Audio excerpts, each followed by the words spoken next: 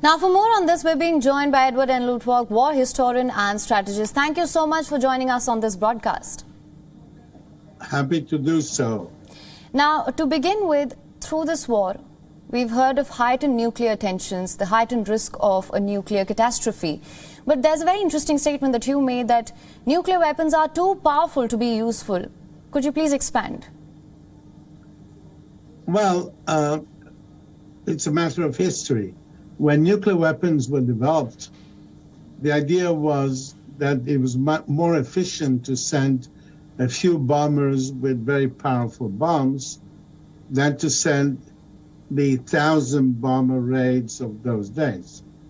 However, when the weapon was actually developed, it was immediately clear that this was a much more powerful weapon than had been anticipated.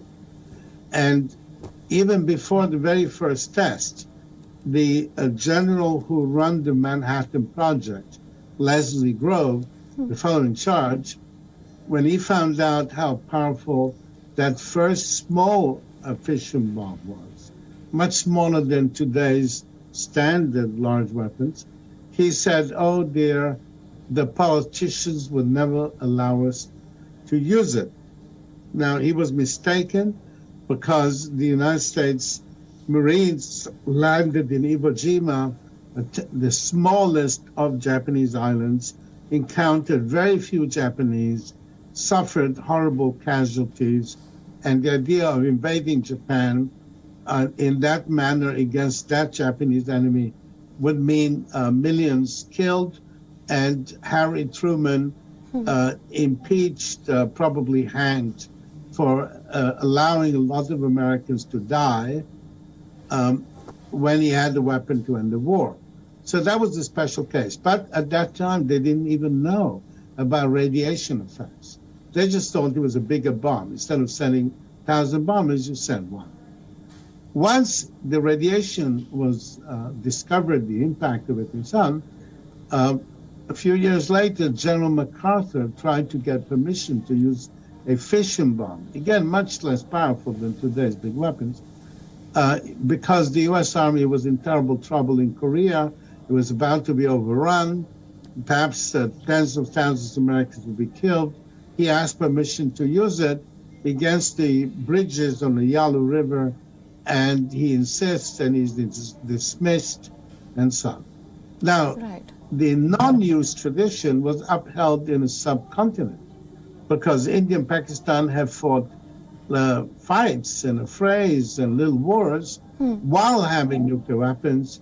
Neither ever contemplated using them, and neither did they refer to nuclear weapons. They didn't say things like, oh, you better accept this, otherwise I'll use nuclear weapons.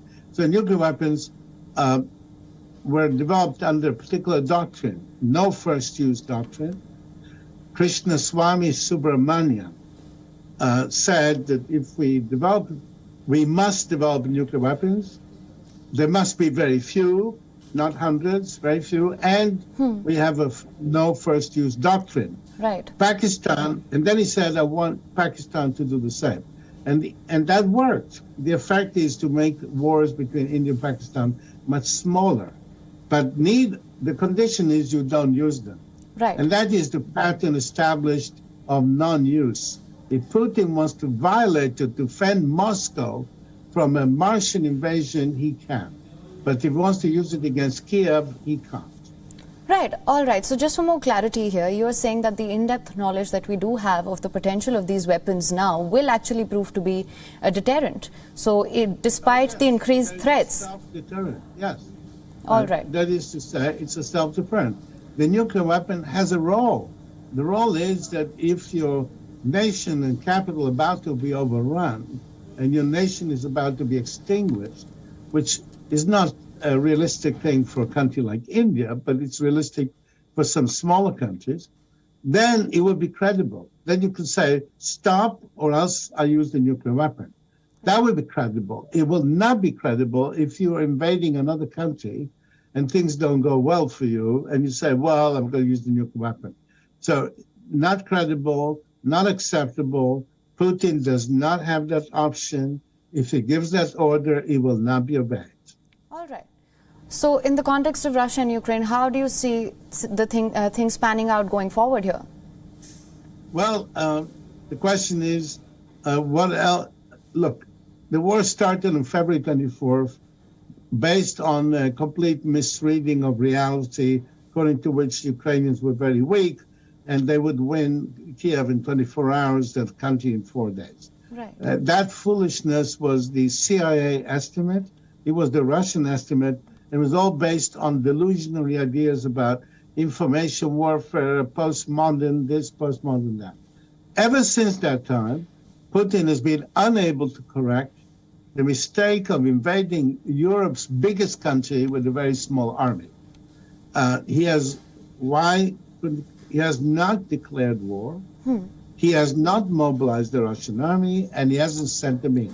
He's tried everything else. Right. And the reason is that every Russian army unit has conscripts as young as 18, and Putin has not faced Russian mothers by sending these formations that contain these youngsters in them, and that is why he didn't declare war, has not mobilized the army, and has been trying to win by all kinds of expedients, right, and simply failing.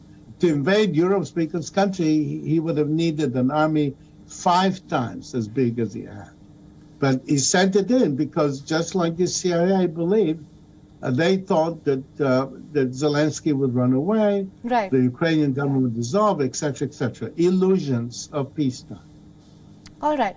Well, Mr. Edward Luttwak, thank you so much for joining us on this broadcast with your Pleasure. insights on this. Thank you. Bye-bye.